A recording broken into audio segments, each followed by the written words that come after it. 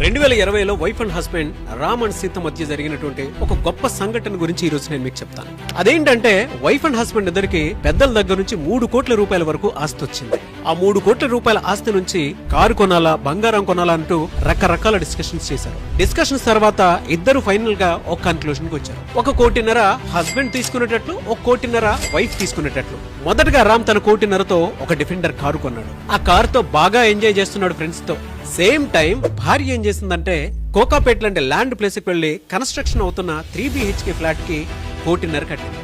So ఇలా రోజులు నెలలు సమయం గడిచి 2025 వరకు వచ్చారు.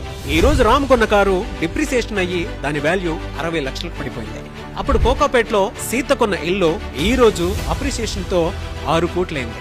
సో దీన్ని బట్టి మనం అర్థం చేసుకోవాల్సింది భూమి మీద ఇన్వెస్ట్ చేయాలి. మనకు ఉద్యోగం ఎలా సంపాదించి పెడుతుందో, మనం రోజు కష్టపడి పనిచేస్తే డబ్బులు ఎలా వస్తాయో, బిజినెస్ చేస్తూ ఆ బిజినెస్ ద్వారా డబ్బులు ఎలా వస్తాయో, ఒక్కసారి భూమి కొంటే చాలు ఏం చేయకుండానే భూమి మనకి డబ్బు సంపాదించి పెడుతుంది.